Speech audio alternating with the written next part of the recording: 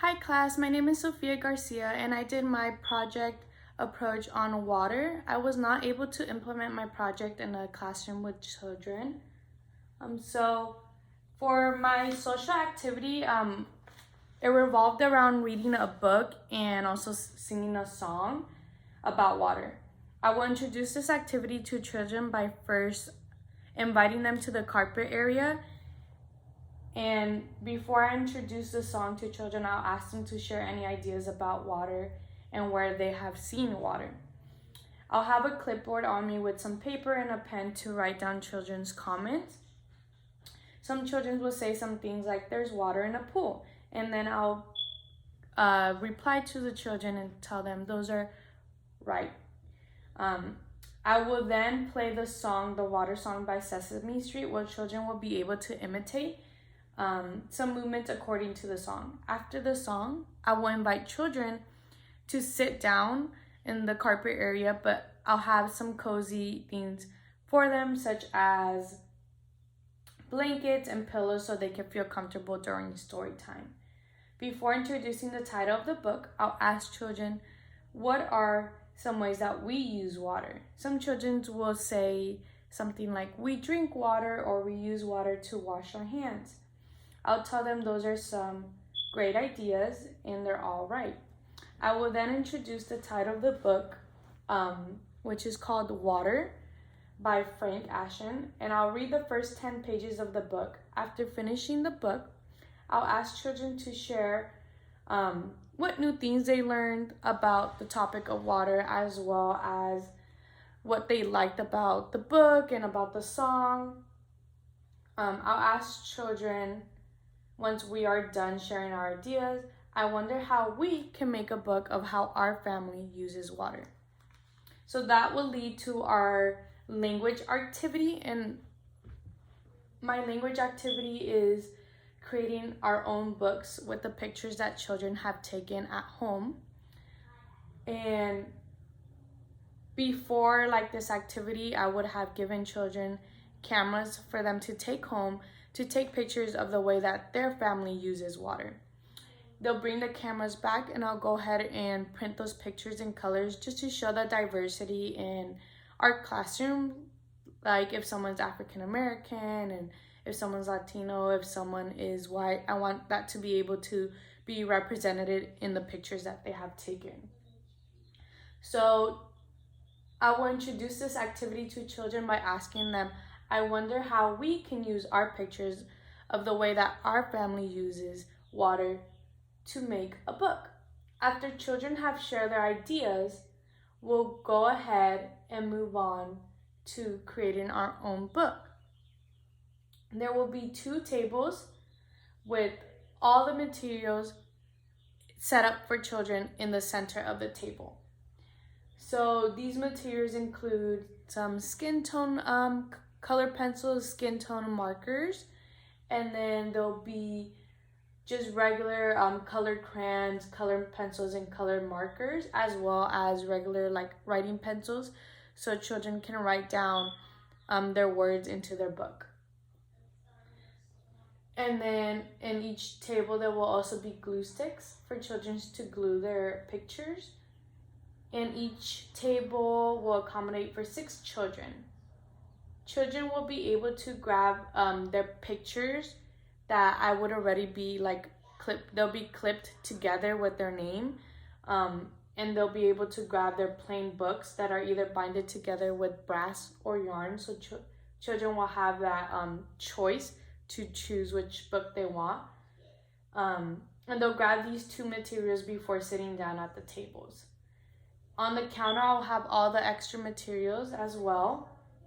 This will include more extra pages to add to their books, extra books if someone wants to restart theirs. There'll be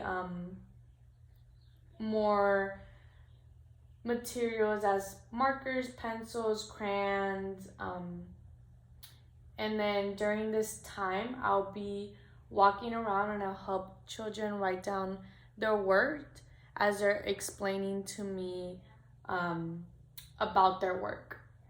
After children have finished their books, they'll have the opportunity to share it with their classmates to learn about how a different classmate uses water in their family.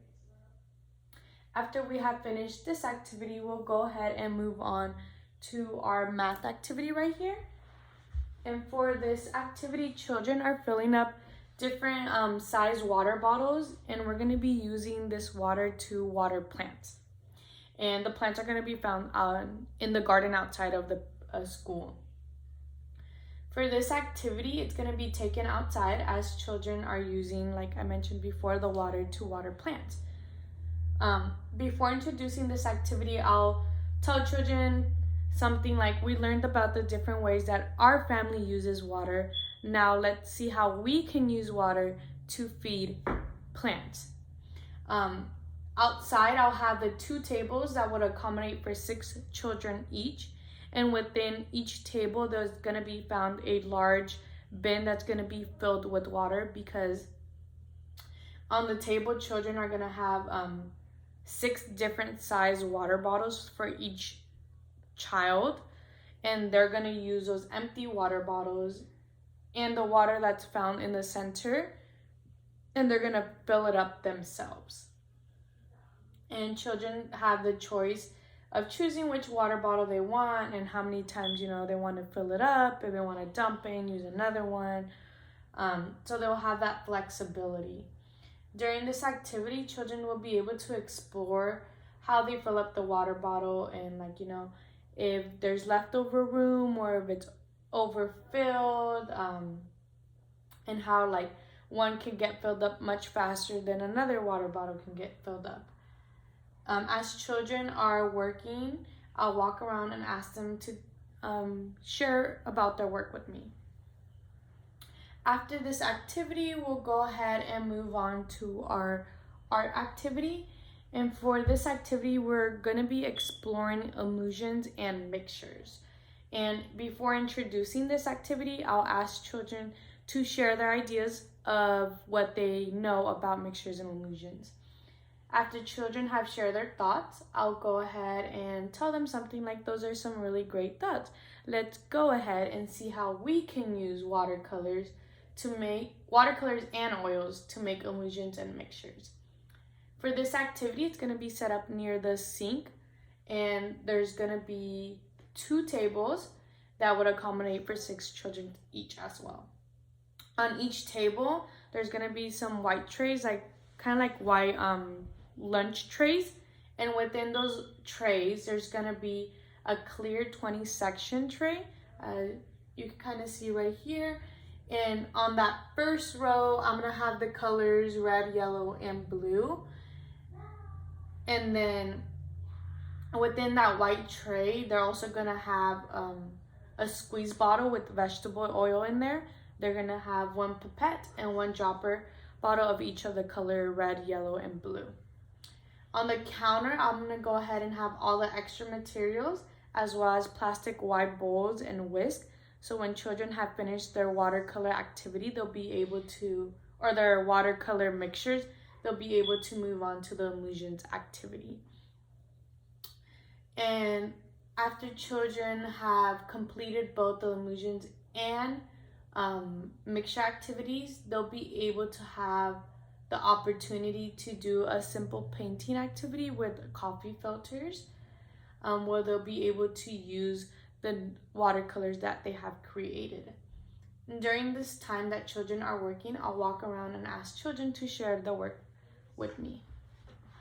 So as you can see right here, I'll have this first row filled up with the red, yellow, and blue, and then children will be able to mix colors, and they'll be able to create new colors and fill up that tray.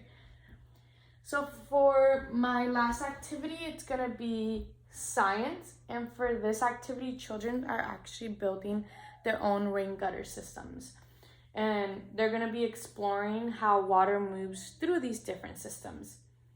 I will first introduce this activity by asking children to make hypotheses of how they think water will move through these different rain gutter systems. And I'll record their predictions on a piece of paper to later reference on. This activity will be taken outside, and It's going to be already set up for children. I'll have a large table that will have all the materials laid out for children. And these materials include different size rain gutters, cups for pouring water, as well as next to the table I'll have the 18-gallon robe tubs, as well as large clear storage containers, kind of like the ones that you could fit under your bed. I will also, in the outside setup, I will include one rain gutter system that I had already created myself, so children can reference on if they're having trouble knowing what they're gonna do for this activity. After we have finished our other activity and we go outside, children will walk up to the table and they'll grab their own materials, so they'll have the flexibility of choosing, either two 18-gallon robe tubes or two clear storage containers, or one in one. So they'll have that flexibility so they could see, if they have a downhill or a, uphill, and like see how water moves through those different hills. During this time, as children are getting their own materials and creating their own rain gutter systems, I will walk around to add water to children who already have their rain gutter system set up, and then they'll have their own cups and they'll pour the water themselves into like the rain gutter system, and they'll be able to observe how the water moves. And during this time, I will also ask children to tell me about their work, and I'll use this opportunity to introduce new vocabulary words, such as it seems like your water in your rain gutter system is moving at a steady pace. After going around and having children share their work with me, I know that children are going to have lots of fun with this activity, so I'll give them a 5 to 10 minute warning before they go back inside the classroom.